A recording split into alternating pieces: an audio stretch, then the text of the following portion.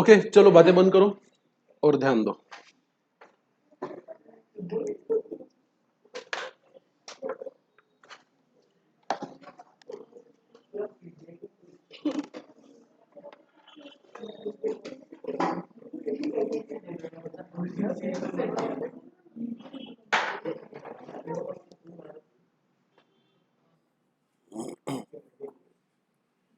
तो हमने कल क्वेश्चन देखा था एटलीस्ट वन टाइप वाला, बराबर है।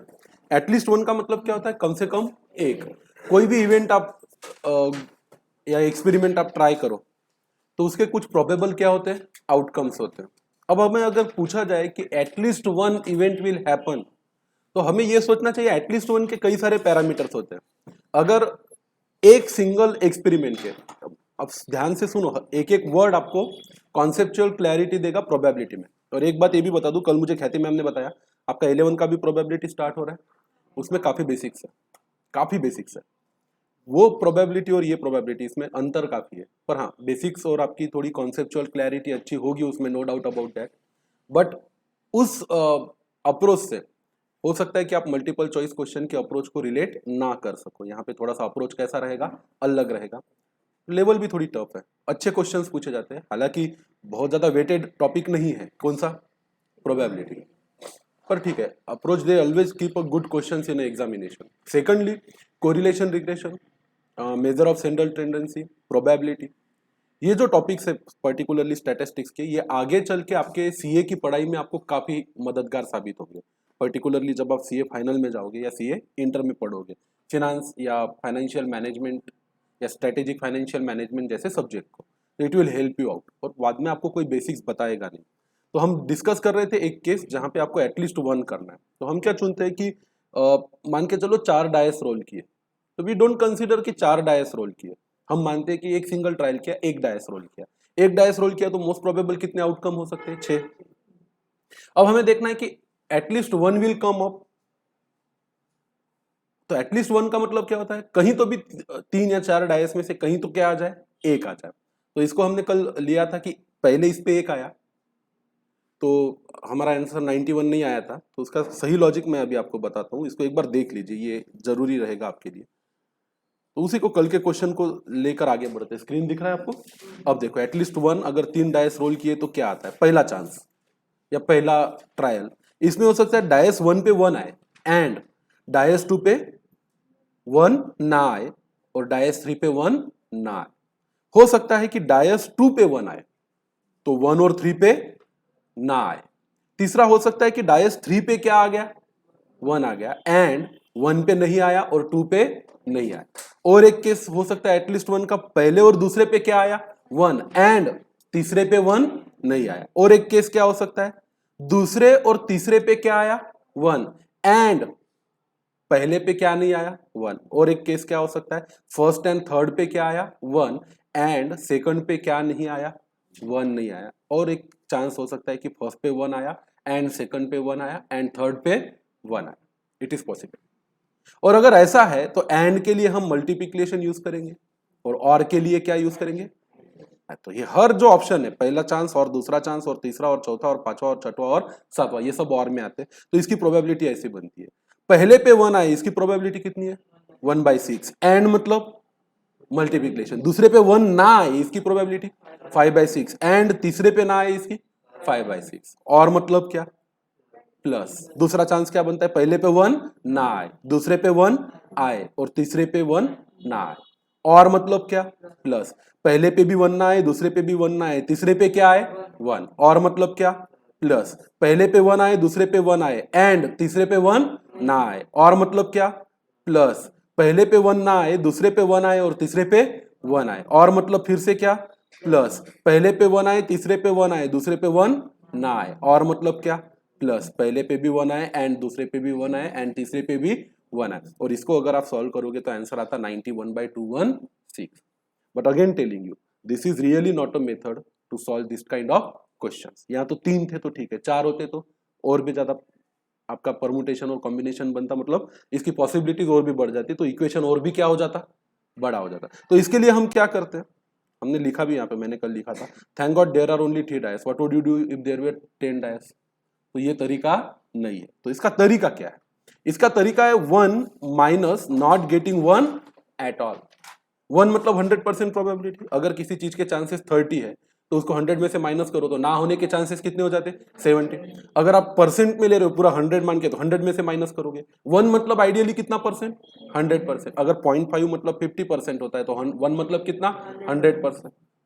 तो किसी पे भी 1 ना आए ये ढूंढना ज्यादा कंपेरेटिवली आसान है। किसी पे भी 1 ना आए मतलब पहले पे भी 1 ना आए एंड दूसरे पे भी 1 ना आए एंड तीसरे पे भी 1 ना आए। अब अगर आप वो सैंपल स्पेस बनाओगे कि पहले पे भी 1 नहीं, दूसरे पे भी 1 नहीं और तीसरे पे भी 1 नहीं, इसके अलावा जो भी आपको मिलेगा सैंपल स्पेस उसमें कहीं ना कहीं तो क्या होगा? 1। अब कहीं ना कहीं 1 है मतलब हमारे को कंडीशन मिल गई कौन सी? एटलीस्ट 1 अप वाली। और इस तरीके से हम इसको क्या करते हैं? सॉल्व करते हैं। Same approach we take in next question जहां पे कॉइन 4 कॉइन टॉस किए थे। Find the probability that at least 1 क्या आएगा? टर्न्स अप होगा। नेक्स्ट क्वेश्चन में था मैथमेटिक्स का एक प्रॉब्लम दिया गया था 3 स्टूडेंट को, दयानंद, रमेश और नरेश को, और आपको प्रोबेबिलिटी ढूंढनी थी कि प्रॉब्लम क्या हो जाए? सॉल्व। अब प्रॉब्लम सॉल्व हो जाए ये आइडेंटिफाई करना थोड़ा क्रिटिकल काम है। प्रॉब्लम सॉल्व कैसे होगा? A will solve, B will not solve and C will not solve. A will not solve, B will solve and C will not solve. A will not solve, B will not solve and C will solve. Or A will solve, B will solve and C will not solve. Or A will solve, C will solve, B will not solve. Or B will solve, C will solve and A will not solve. Or A will solve and B will solve and C will solve. Are you getting my point? और इतना लेंदी जाने से अच्छा है कि problem इतने तरीके से सॉल्व हो सकता है तो उससे अच्छा है आसानी से ये ढूंढ लो कि A will also not solve, B will also not solve and C will also not solve. तो प्रॉब्लम सॉल्व नहीं होगा इसकी प्रोबेबिलिटी मिल जाए तो बची कुची क्या है कि किसी ना किसी तरीके से क्यों ना हो प्रॉब्लम क्या हो जाना चाहिए? सॉल्व हो जाना चाहिए। मतलब एटलीस्ट 1 तो भी उसको क्या कर लेगा? सॉल्व कर लेगा। तो आप चाहो तो इसको भी एक लेंदी वे से क्या कर सकते हो? सॉल्व कर सकते हो। फिर 22 क्वेश्चन से आगे हमें आज पढ़ना है। आइए फिर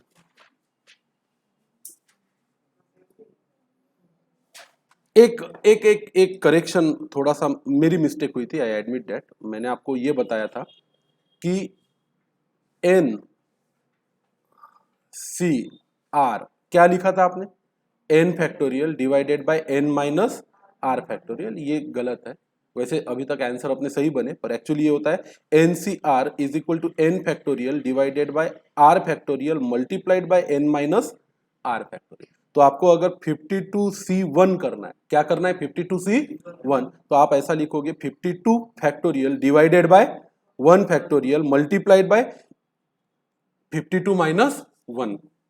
और अगर आपको 52C2 करना है तो आप करोगे 52 factorial divided bye 2 factorial multiplied bye 52 minus 2 factorial. तो थोड़ा सा ऊपर जाइए, आपने जहां पे एनसीआर लिखा है ना वहां पे इसको थोड़ा करेक्ट कर लीजिए। वो एक्चुअली एनपीआर का फार्मूला है जो मैंने आपको बताया। It is a different concept. इसके तुरंत बाद अपन मैथ्स जब स्टार्ट करेंगे तो अपन इस टॉपिक पे चलेंगे। तो ये इस तरीके से करना है। वो एक ही जगह पे या एक दो जगह पे आपने लिखा था, वहां पे आपका जहां जहां 1 आ रहा है आप उसको डिवाइड में 1 फैक्टोरियल, 1 फैक्टोरियल का आंसर 1 होता है। और एक नोट ध्यान में रखना, एक नोट ध्यान में रखना, 0 फैक्टोरियल का आंसर हमेशा 1 आता है। क्या आता है? 1। ये प्रॉपर्टी है, 0 factorial is always 1।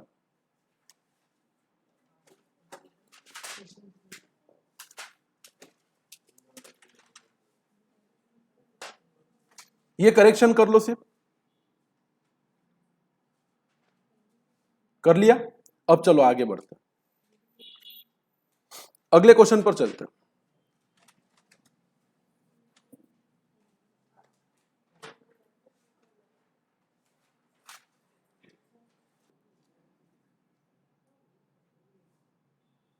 Okay let's start. Question है एक card is drawn at random. एक ही कार्ड निकाला from the well shuffled pack of कितना card? 52 card. Find the probability of getting 2 of heart और ए डायमंड। अब यहां पे और है, यहां पे क्या है? और है। अब 2 ऑफ हार्ट कितना होता है पूरे 52 कार्ड में? एक ही होता है। और 2 ऑफ डायमंड भी कितना होता है? एक ही होता है। तो अगर 2 ऑफ हार्ट निकालना है तो इसकी प्रोबेबिलिटी क्या होगी? 1/52। और और मतलब क्या, प्लस 2 ऑफ डायमंड निकालना है तो इसकी प्रोबेबिलिटी क्या है, 1/52। तो लिखेंगे इसका सॉल्यूशन। सॉल्यूशन में सबसे पहले लिखेंगे n ऑफ s। कितना कार्ड ड्रॉ कर रहे हैं, एक ही कार्ड ड्रॉ कर रहे हैं, मतलब 52C1 कितना आएगा 52, बराबर है।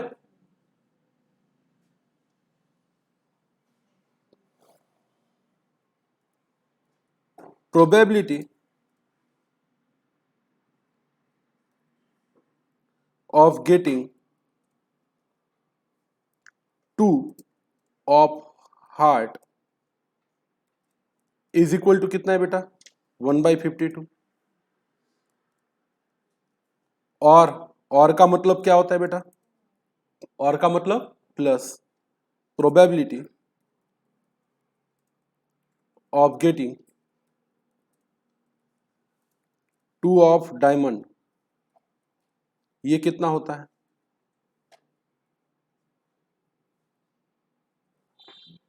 1/52। हेंस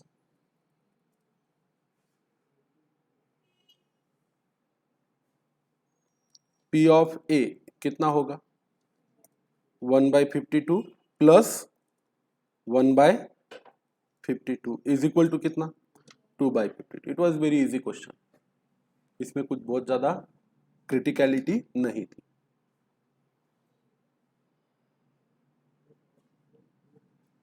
आगे चले, अगला क्वेश्चन क्या बोलता है, a man and his wife appears for an interview for 2 post. 2 जगह खाली है, कितनी जगह खाली है 2। एक हस्बैंड और एक वाइफ इंटरव्यू के लिए जाते हैं।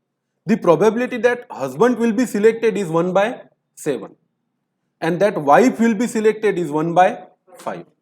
तो प्रोबेबिलिटी अगर हस्बैंड के सिलेक्ट होने की 1/7 है तो हस्बैंड के ना सिलेक्ट होने की क्या है 6/7। वाइफ के सिलेक्शन की प्रोबेबिलिटी 1/5 है तो ना होने की क्या है 4/5।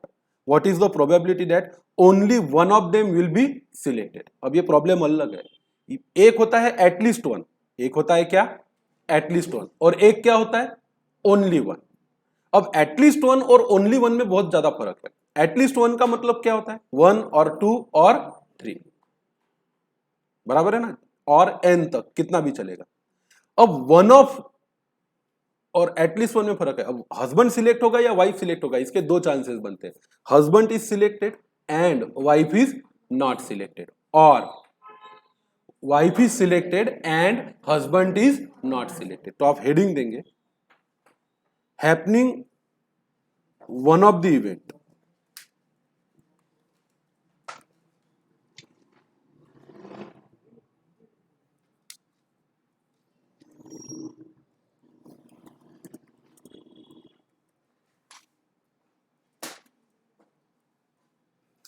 वो था हैपनिंग एटलीस्ट वन इवेंट, वो क्या था हैपनिंग एटलीस्ट वन इवेंट, और ये क्या है happening of one of the event.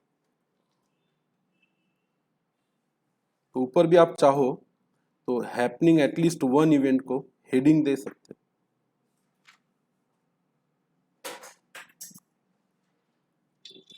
ये जो क्वेश्चन था ना अपना कौन सा एटलीस्ट वन ऑफ में, happening of at least one event, ऐसा हेडिंग देके रख सकते हो, इससे कोई फर्क नहीं पड़ेगा, थोड़ा सा क्लैरिटी आएगी आपका जब आप क्वेश्चन सॉल्व करोगे। तो ये एक टाइप होता है जहां पे एटलीस्ट वन इवेंट क्या होता है हैपन होता है, और इसका आंसर क्या है 1 minus no event will happen, A will not happen and B will not happen and C will not happen. अब अपन आगे आते हैं happening of one of the event वाले टाइप पर। अब इसमें क्या लिखा है देखो,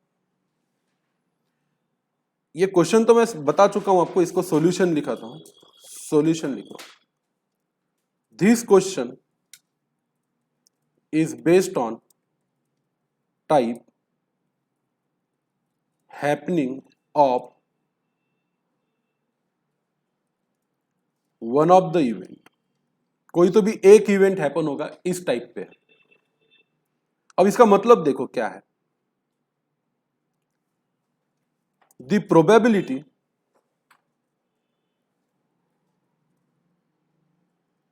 that only one of them is selected means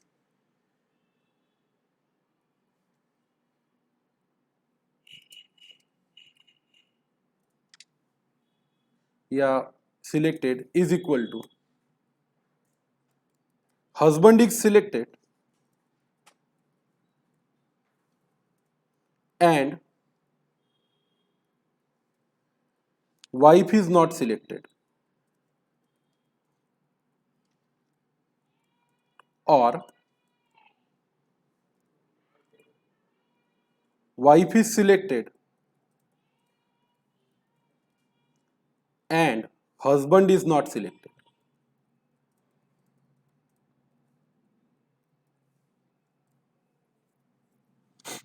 अब इसमें वैल्यू पुट कर सकते हो, one of them will be selected. बोलो हस्बैंड इज सिलेक्टेड की प्रोबेबिलिटी क्या है 1/7. एंड मतलब क्या मल्टीप्लाई.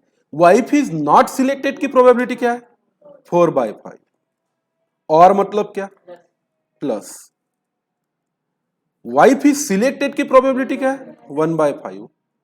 एंड मतलब multiply. And husband is not selected की प्रोबेबिलिटी 6/7. अब इसको सॉल्व करो, आपको आंसर मिल जाएगा. और ये टाइप था happening of one of the event. कोई एक चीज होगी.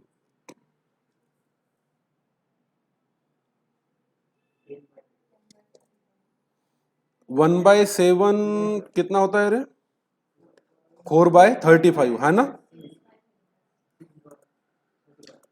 प्लस यहां क्या आएगा 6/35.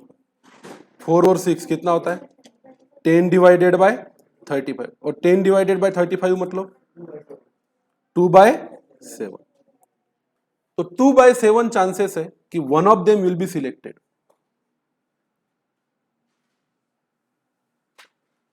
क्लियर है.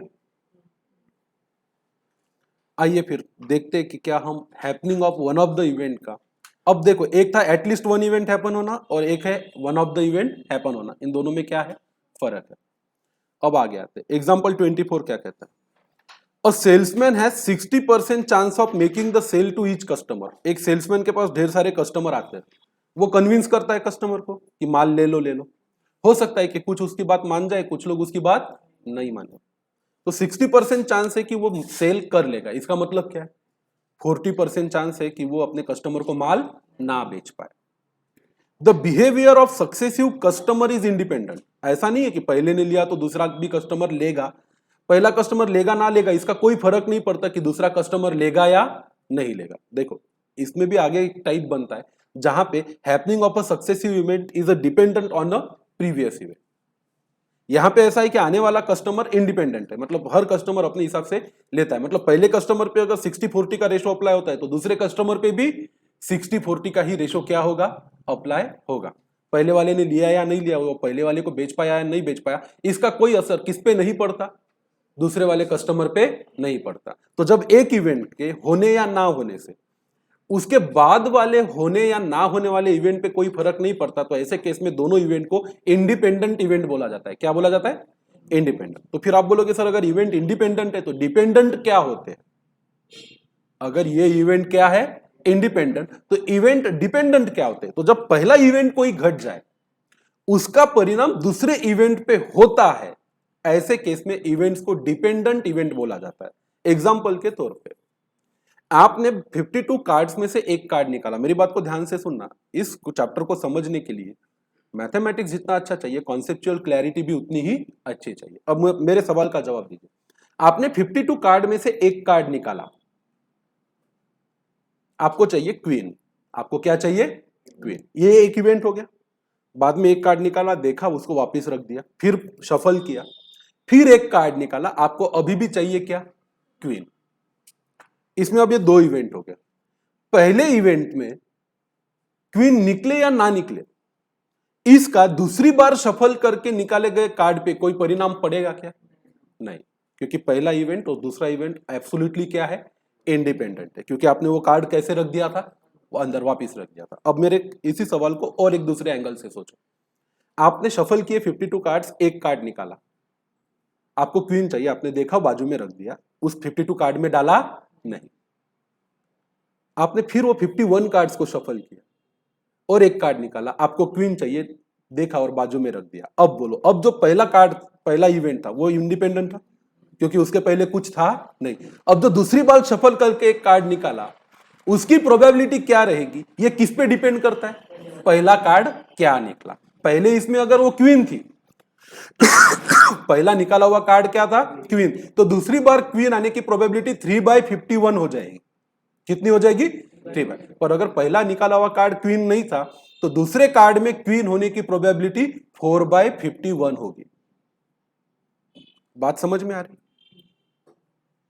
सेल्समैन के इस एग्जांपल में इवेंट को इंडिपेंडेंट इसलिए बोला गया है क्योंकि मान के चलो आप जूते की दुकान में जाते हो तो सेल्समैन क्या करता है, आपको वेराइटी ऑफ क्या दिखाता है, शूज दिखाता है, बोलते हैं सर ये बहुत बढ़िया है, ये कंफर्टेबल है, ये आपको अच्छा लगेगा, इसको ट्राई तो करिए, ये एकदम लेटेस्ट है, ब्रांडेड है, जो उसको बोलना है वो बोलता, because he is a salesman, उसको तो अपना क्या बेचना है, माल बेचना है। तो भाई एक कस्टमर को वो बेच पाएगा या नहीं बेच पाएगा, इसका कोई परिणाम किस पे नहीं होता, दूसरे पे। वो अपना दिमाग चलाता, पहला अपना चलाता, पहले वाले ने खरीदा या नहीं खरीदा इसको देख के दूसरा कस्टमर अपना निर्णय लेता नहीं। तो प्रोबेबिलिटी के केस में आगे आगे जैसे जैसे क्वेश्चन चैलेंजिंग होते चले जाएंगे, जैसे जैसे हम और लेवल को आगे बढ़ाते चले जाएंगे, आपको क्वेश्चन में पहले तो ये तय करना है कि इवेंट्स जो हैपन हो रहे हैं वो वेदर दे आर डिपेंडेंट और इंडिपेंडेंट। मतलब हैपनिंग और non happening of a first event का कोई परिणाम सेकंड इवेंट पे होता है या नहीं होता। अभी अपन फिलहाल उस केस में गए नहीं है, हम इंडिपेंडेंट इवेंट वाला केस ही पढ़ रहे हैं जहां पे हर इवेंट अपना आउटकम इंडिपेंडेंटली देता है।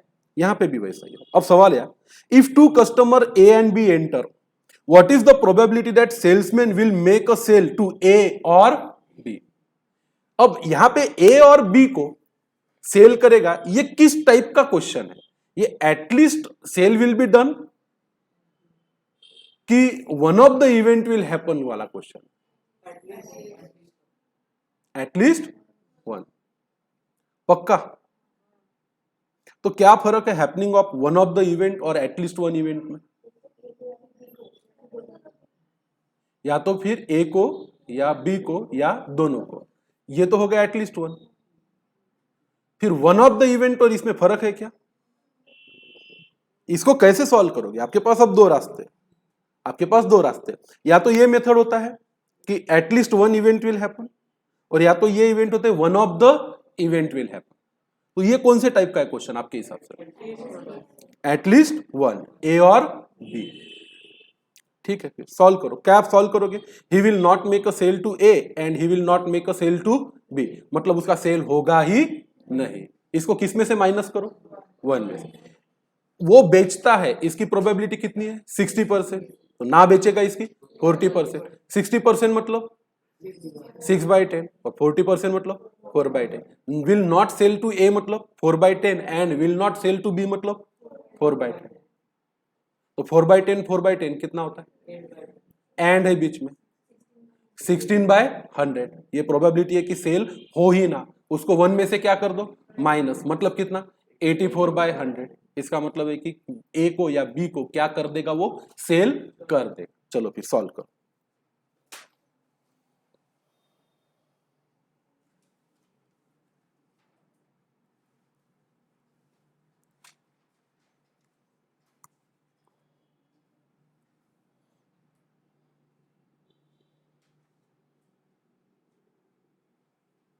यहां पे लिखेंगे solution, making sale to A और B means happening of at least one event,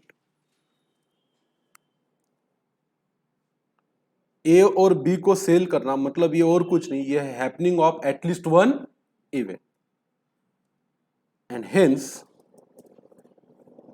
probability of happening event A is equal to 1 minus salesman will not be able to sell to A and will not be able to sell to B। अब इसमें value put करो, salesman will not be able to sell to A का मतलब क्या होता है? 40/100 या 4/10। N मतलब क्या? मल्टीप्लाई। और वो बी को भी नहीं बेच पाएगा, इसकी प्रोबेबिलिटी भी कितनी है? 4/10।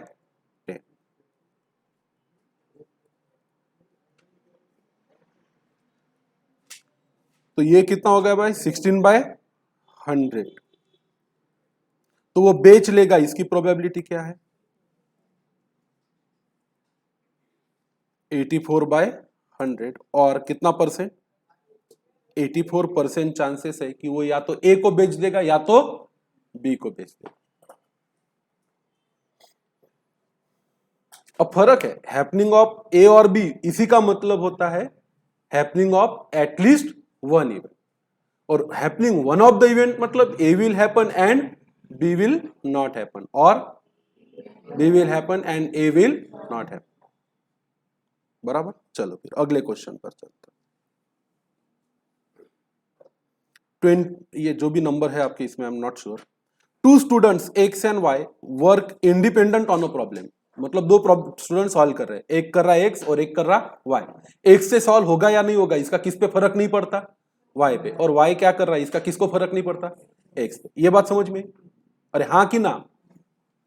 The probability that x will solve is 3/4 and the probability that y will solve is 2/3. What is the probability that problem will be solved? अब इसको कैसे सॉल्व करोगे?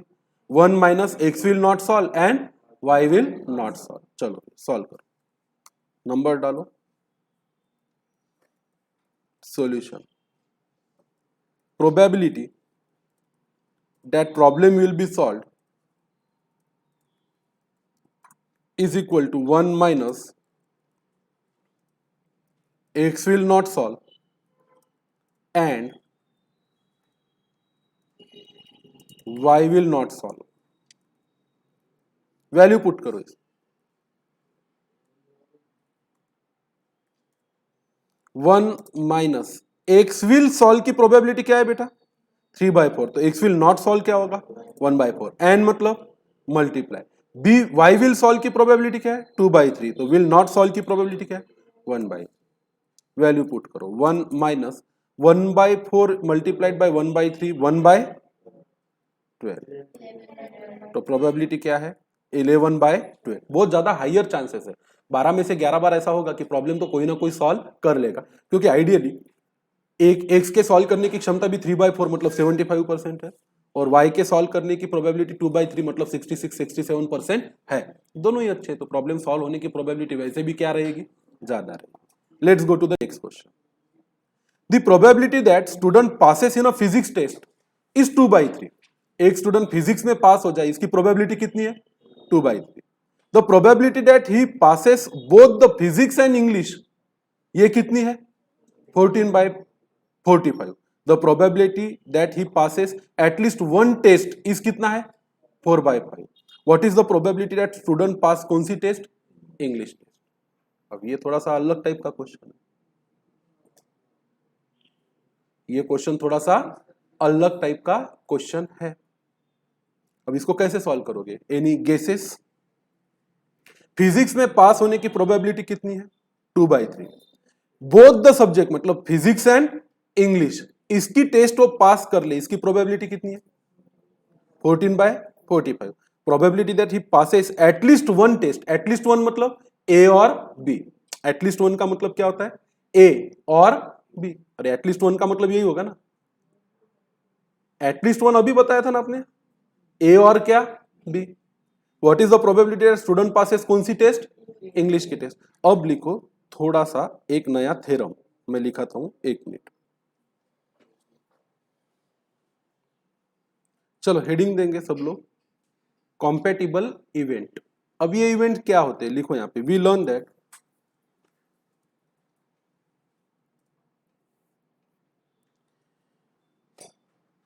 एंड मीन्स मल्टीप्लिकेशन, है ना, एंड और मीन्स एडिशन, बराबर है। Also and means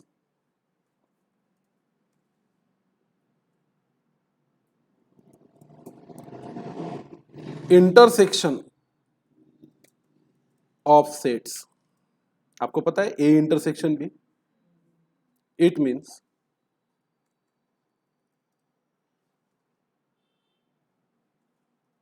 happening of event A and event B is denoted by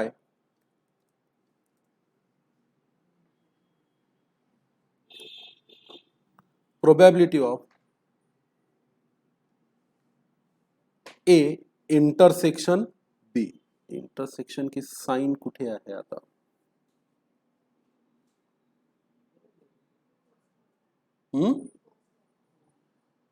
है क्या? हाँ ये A इंटरसेक्शन B, ये भी एक थ्योरम है। अपन सेट थ्योरी पढ़े होंगे ना आप, थोड़ा intersection of set and union of set पढ़ा है ना। तो and means intersection of set and it means happening of event A and happening of event B is denoted by probability of happening A and B and for intersection. वैसे ये आसान है, याद रखना। इंटरसेक्शन का साइन ऐसा रहता है, तो इंटरसेक्शन मतलब क्या? एंड। तो फिर और मतलब क्या होगा? यूनियन। नीचे की लाइन में लिखेंगे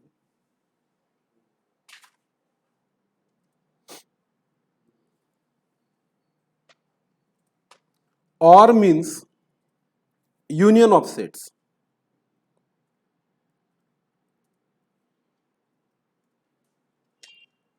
It means happening of event A or event B is denoted by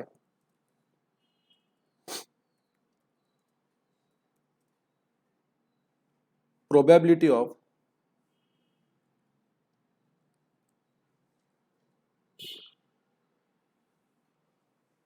A union B.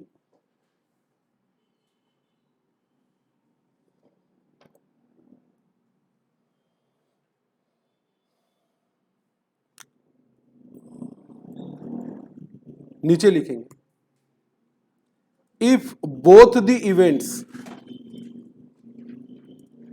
A and B are independent event,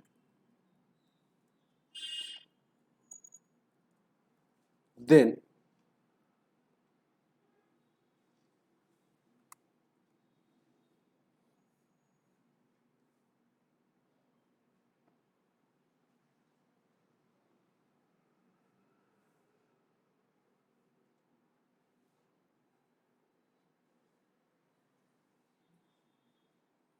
probability of happening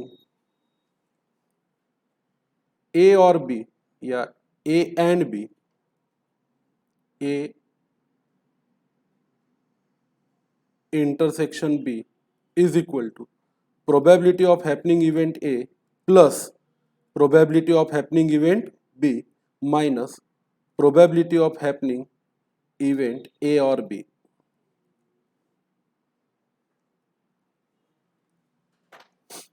इस एक कॉम्पिटेबल इवेंट को आपको लर्न करना है। वैसे सेट थ्योरी में भी ये थ्योरम था, आपको सेट थ्योरी में भी ये थ्योरम था। Probability of A intersection B is equal to P of A plus P of B minus P of A union B.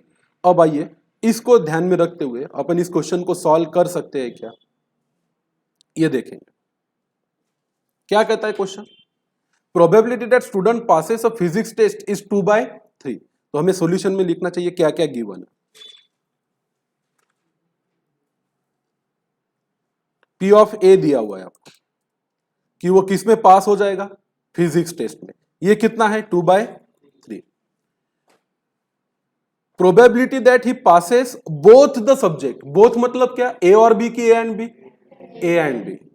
Probability of passing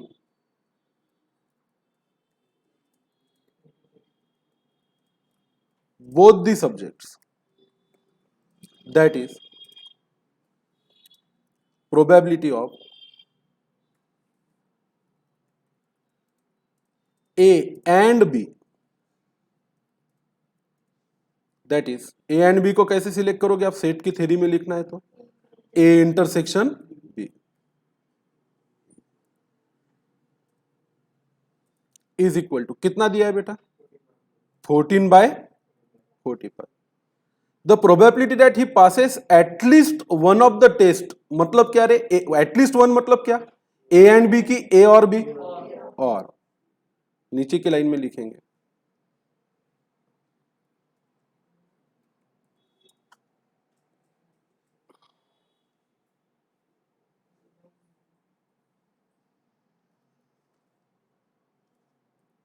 that is probability of A or B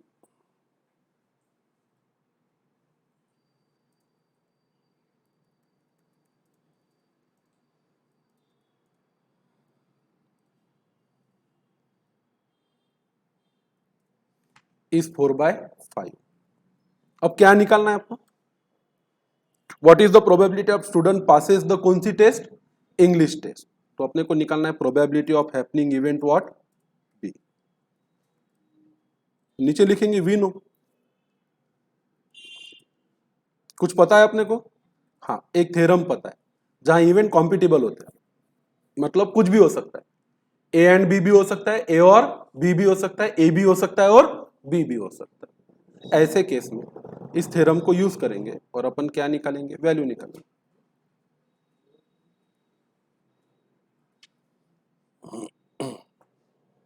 कितना आया बोलो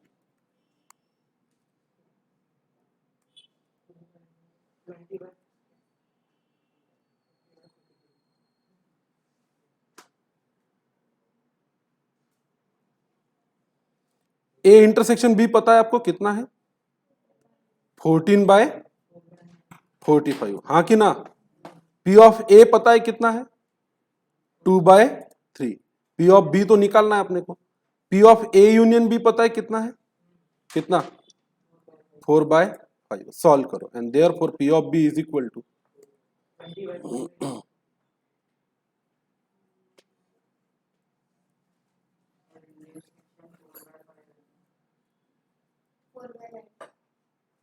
जो भी है solve करो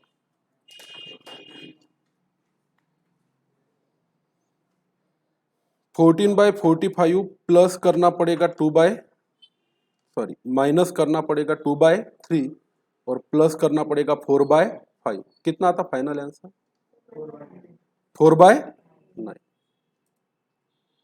तो इस तरीके के इवेंट्स को ढूंढना पड़ता है जिस इवेंट को कौन सा इवेंट बोलते हैं कॉम्पिटेबल इवेंट तो हमने क्या क्या पढ़ा probability of happening at least one event इसका आंसर क्या है 1 minus none of the event will happen दूसरा है one of the only one event A will happen and B will not happen B will happen and C will और बीच में क्या आना चाहिए और अगला क्या है कॉम्पिटेबल इवेंट जहां कुछ भी हो सकता है ए एंड बी भी टुगेदर पॉसिबल है ए भी पॉसिबल है बी भी पॉसिबल है ए और बी भी पॉसिबल है ऐसे केस में अगर निकालना है तो फॉर्मूला यूज करेंगे A and B is equal to P of A plus P of B minus P of A union B आप चाहो तो वो सेट के जो सर्कल्स बनाते थे ना उससे इस चीज को क्या कर सकते हो प्रूव कर सकते हो और पढ़ेंगे अपन ये सेट थ्योरी में अलग से आगे बढ़ते ये कैसा क्वेश्चन छपा find the probability of event है ऐसा कोई सवाल हो सकता है क्या कभी नहीं हो सकता अच्छा अच्छा इसके नीचे क्वेश्चन कंप्लीट करो थोड़ा प्रिंटिंग नहीं हुआ है if odds in favour are 3/2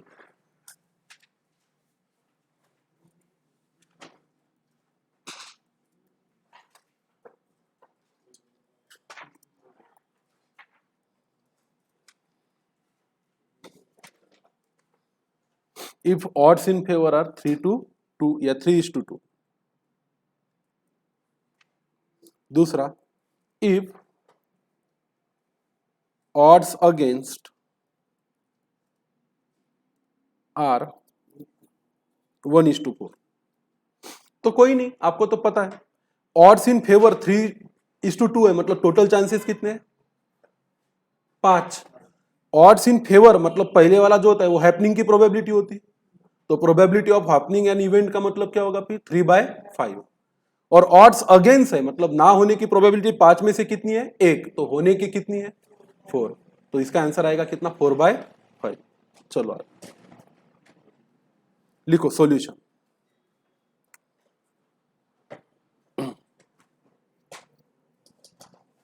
पहला वाला, odds in favor are 3:2. It means out of 5 chances the event will happen 3 times। Odds in favour 3:2 का मतलब होता है out of 5 chances the event will happen कितने times, 3 times. Hence probability of happening of event is 3/5। ये हो गया पहले का answer. Odds against 1:4 means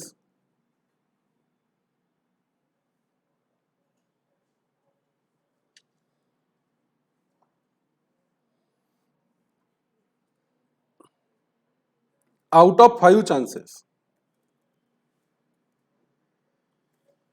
event will not happen one time। It means out of 5 chances event will happen 4 times।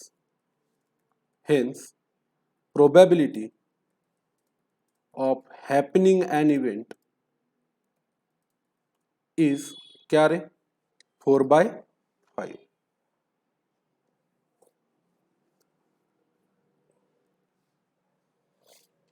अगला question देखो,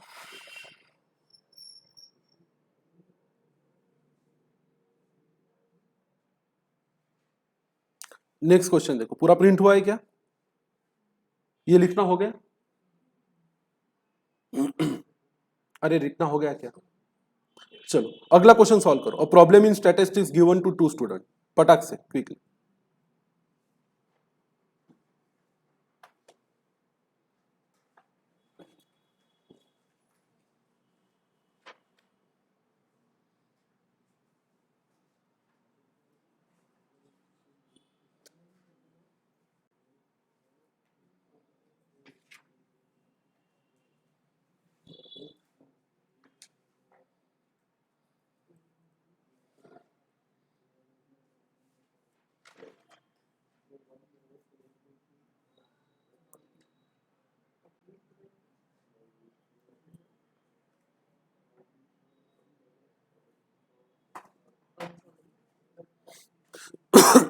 क्या है, problem in statistics is given to 2 student A and B, the odds in favour of A मतलब A will solve the problem are 6 to 9 मतलब 6 और 9 कितने होते हैं, 15।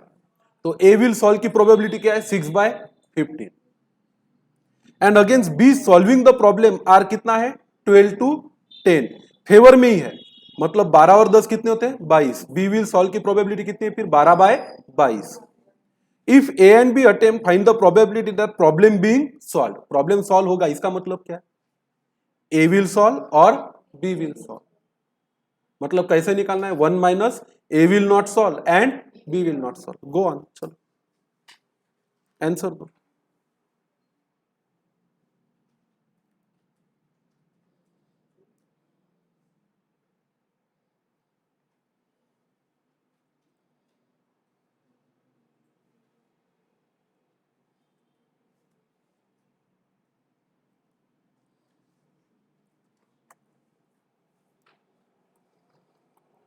और अच्छे से लिखो ताकि आपको आगे ऐसे क्वेश्चन सॉल्व करने में दिक्कत ना आ जाए। odds in favor A will solve the problem is 6 to 9, hence probability that A will solve the problem is 6/15. Hence, probability that A will not solve problem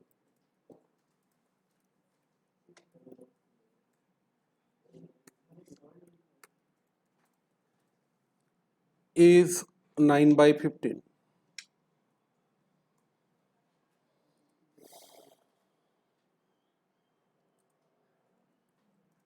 Odds in favor that, कितना है answer आ गया क्या किसी का? 8/11. ठीक है, हो सकता है. आंसर देख लेता हूं. नहीं, गलत है.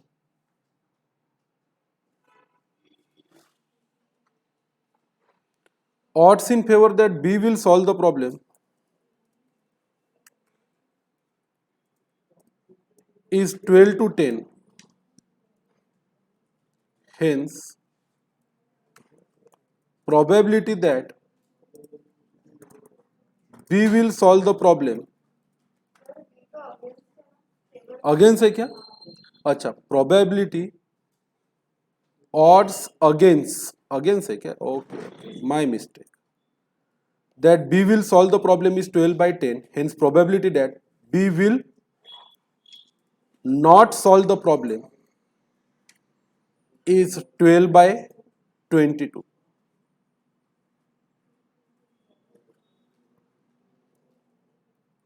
Probability that problem is solved is equal to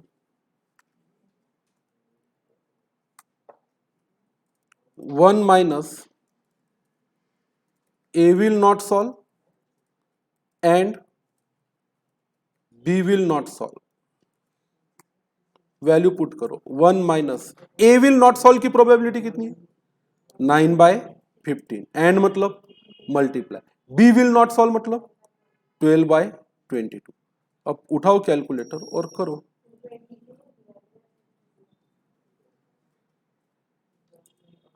1 minus 9/12 कितना होता है? 9 मल्टीप्लाइड बाई 12 कितना होता है? 108. और 15 मल्टीप्लाइड बाई 22 330. 330. तो करो. 330 में से 108 माइनस. और छोटा होता क्या? 37/55. And this is the correct answer. ये ध्यान से पढ़ो. ऑड्स इन फेवर्स और odds against. Odds in favour मतलब पहले जो दी होती है वो होने की प्रोबेबिलिटी और बाद में जो दी है वो ना होने की. ऑड अगेंस्ट मतलब पहले जो दिया है वो ना होने की प्रोबेबिलिटी और बाद में जो दिया है वो होने की प्रोबेबिलिटी. अगले क्वेश्चन पे चलो, देखो सॉल्व होता है. The odd against certain event are 5 to 3. मतलब इवेंट ना होगा इसकी प्रोबेबिलिटी कितनी है? 5/8. And odds in favour of another event independent of a former are 7 to 5. ये ऑड्स फेवर में मतलब होने की प्रोबेबिलिटी है 7/12. तो ना होने की प्रोबेबिलिटी है 5/12. Find the chance that at least one event will happen. At least one मतलब क्या? एटलीस्ट वन मतलब 1 minus A will not happen and B will not happen. चलो लिखो सॉल्यूशन, पटक से करो.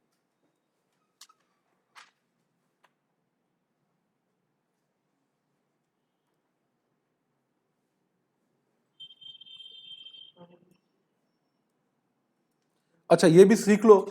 A विल हैपन की प्रोबेबिलिटी अगर P ऑफ A तो नॉट हैपन की P ऑफ A डैश लिख सकते हो. अगर सेट A है हैपनिंग तो A डैश होगा नॉट हैपनिंग. तो ऑड्स कैसा है? ऑड्स अगेंस्ट है ना, तो A के ना होने की प्रोबेबिलिटी है 5/8. P ऑफ B डैश लिख सकते हो आप. B के फेवर में है 7 तो ना होने की प्रोबेबिलिटी है 5. तो B ना होने की है 5/12. बराबर है. तो हमें at least one event will happen निकालना है. कौन सा event will happen? At least one. At least one मतलब probability of A union B निकालना है. क्यों बोल रहे हैं एटलीस्ट वन को A union B? At least one मतलब क्या, ए और बी, ए और बी मतलब भी क्या, और मतलब union.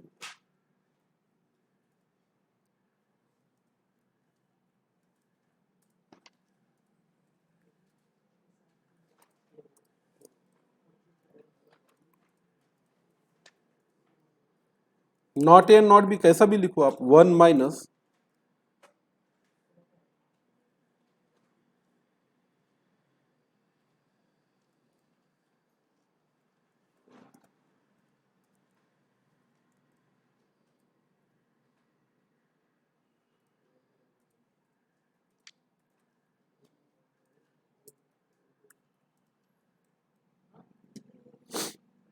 Five by eight multiplied by 5/12 कितना होता रे, 25/96 है ना, कितना आता, 96, छोटा होता क्या, 71/96।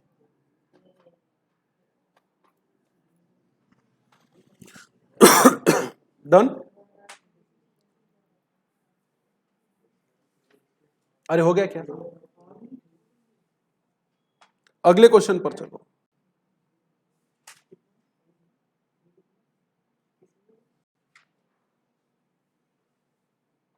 Suppose that it is 11 to 5 against a person who is now 30 years of living till he is 73, and 5 to 3 against B 43 living, he will live for 78 years. Find a chance that at least one of the person will alive for 35 year hence. सीधा सा सवाल है, ए आज 38 years का है, कितने years का है, 38, वो और 35 साल जिएगा, तो 38 प्लस 35 करो, वो 73 की एज तक जिंदा रहेगा, इसके अगेंस्ट में प्रोबेबिलिटी है 5 to 10, 5 to क्या 3, मतलब वो जिंदा रहेगा, इसकी प्रोबेबिलिटी है 3/8, और नहीं रहेगा इसकी प्रोबेबिलिटी है 5/8, बराबर है। बी जिसकी एज आज 43 है, 43 प्लस 35 करो, कितना होता है 78, तो वो अपने जीवन के 78 ईयर्स तक जिंदा रहेगा, इसके अगेंस्ट में है कि फेवर में, अगेंस्ट में ही है, कितना है,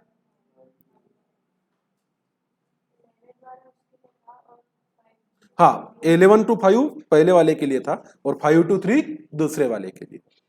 तो बताओ कि at least one of the person will alive for 35 year hence, यहां से आगे वो 35 साल क्या रहेगा, जिंदा। तो भाई जिसकी उम्र आज 38 ईयर है, वो 35 साल जिंदा रहने के लिए कितने साल का होना चाहिए, 73 का, और जिसकी एज आज 43 है, वो और 35 ईयर्स जीने के लिए उसकी ईयर कितनी होनी चाहिए, 78 होनी चाहिए। अब बोलो क्वेश्चन क्या है, कि कोई तो भी एक अलाइव रहेगा, एटलीस्ट वन मतलब 1 minus A will not live and B will not live, चलो हो गया।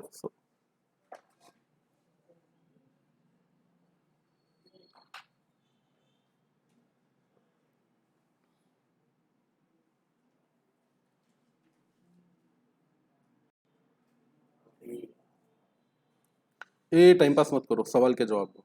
साकला मैं तेरी बुक देखने आऊंगा, मैं देख रहा हूं तू लिख कुछ नहीं रहा है, जितना मेरे स्क्रीन पे उतना तेरे कॉपी में नहीं रहा, तो कॉपी इनकम्प्लीट मिलेगी और पूरा डबल करने लगाऊंगा मैं घर पे बैठ कर, पूरी कॉपी भरवाऊंगा, और वो भी अनिकेत के बुक से। चलो लिखो, यहां लिखेंगे we have to find the probability that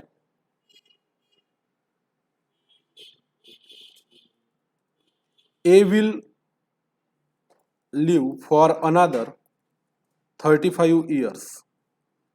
हमें प्रोबेबिलिटी निकालनी है कि A will live another for कितना साल, 35 years। Currently A's age is 38 years। ये क्वेश्चन को इसलिए लिखा रहा हूं क्योंकि जब आप सेल्फ स्टडी करोगे तो पहले तो ये क्वेश्चन ही समझ में नहीं आएगा कि लैंग्वेज कहना क्या चाहती है, क्योंकि ऐसा अगर मैं नहीं बताता कि आप ऐड करो कितने में 38 में 35 तो कितने मिलते 73, और आप ऐड करो 43 में 35 तो कितने मिलते 78, तो पहले नजर में तो ये क्वेश्चन सर के ऊपर से चला जाता। इसलिए इस क्वेश्चन का जो एक्सप्लेनेशन है वो लिख के रख दो, ताकि ऐसे घुमा घुमा के कैसे भी क्वेश्चन पूछे जाए आपको कभी दिक्कत आनी नहीं चाहिए। तो we have to find the probability that A will live for another 35 year. Currently age is 38 years. To live for another 35 years, his age should have been 38 plus 35 is equal to 73 years. Similarly, हो आतमध्ये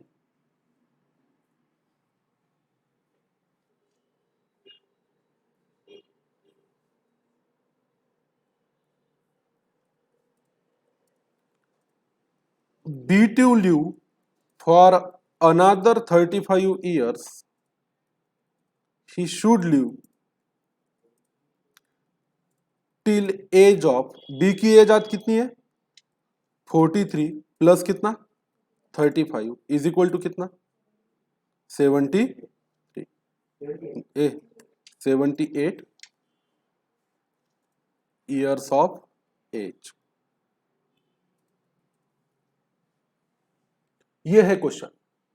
अब क्या दिया है कि at least one will be alive for आगे के कितने साल 35 साल। तो लिखो given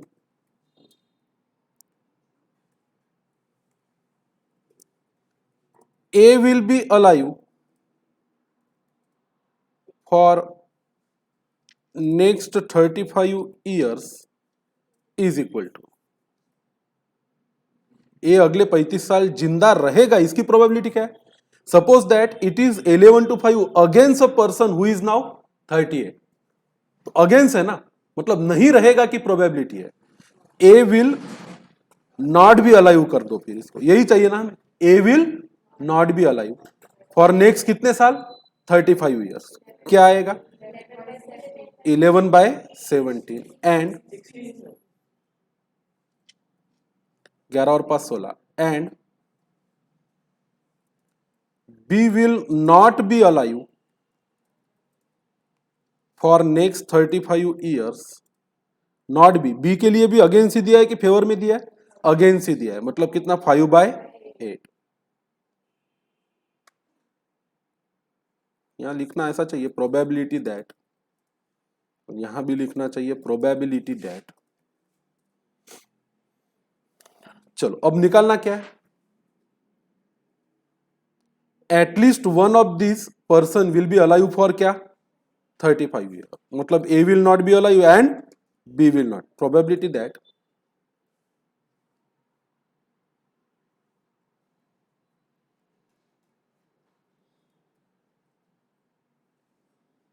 at least one person will be alive for 35 years hence is equal to 1 minus A will not be alive and B will not be alive। A भी जिंदा नहीं बचेगा और B भी जिंदा नहीं बचेगा। बोलो 1 माइनस A नहीं बचेगा, इसकी प्रोबेबिलिटी क्या है 11/16 एंड मतलब इनटू B भी नहीं बचेगा, इसकी प्रोबेबिलिटी 5/8। तो दोनों नहीं बचेंगे, इसकी कंबाइंड प्रोबेबिलिटी 55/128। तो दोनों में से कोई एक बच जाएगा 70/128।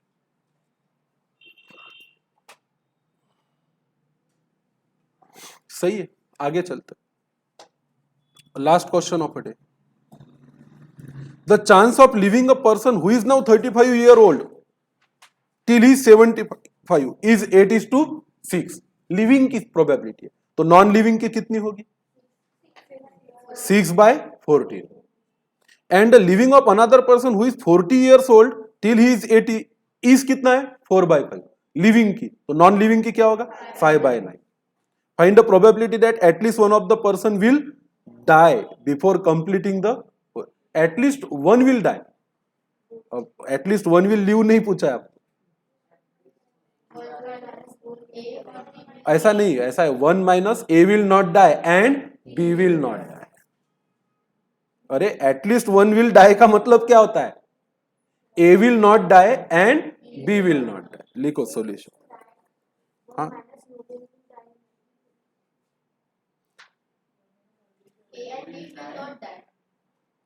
एटलीस्ट 1 पर्सन वुड डाई लिखा है ना, या तो एक तो भी मरना चाहिए।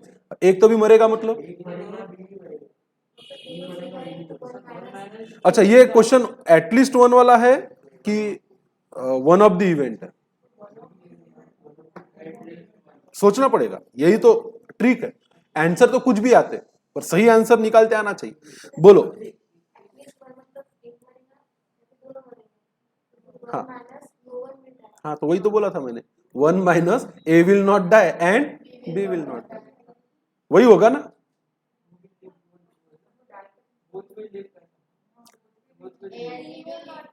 वही ना, तो फिर 1 minus A will not die and B will not die, तो लिखो ना सॉल्यूशन।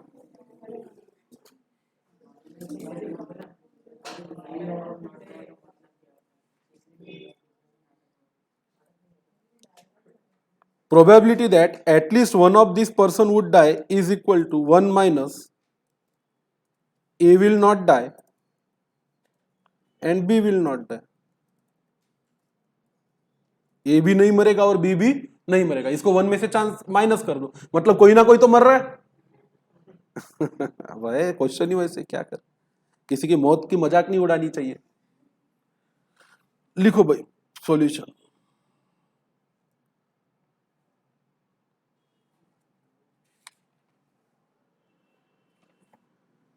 बोलो, ए विल डाई की प्रोबेबिलिटी क्या है? उसके जीने की प्रोबेबिलिटी है कितनी? 8:6। तो मरने की क्या है? 6/14। नॉट डाई मतलब जिएगा ना, 8 बाई कितना? 40। Not die. एंड मतलब क्या? मल्टीप्लाई। बी विल लिविंग है, लिविंग मतलब वो जिंदा रहने की 4/5 है, वही तो चाहिए। नॉट डाई मतलब क्या? जिंदा रहना, 4/9।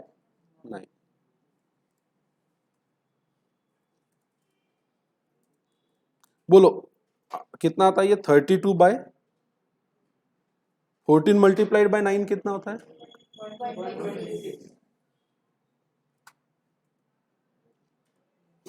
बोलो 126 माइनस 32 कितना होता है?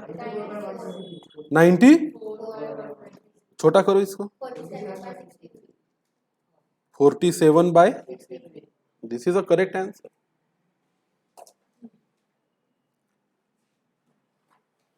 Probability that at least one of this person would die मतलब 1 minus A will not die and B will not die।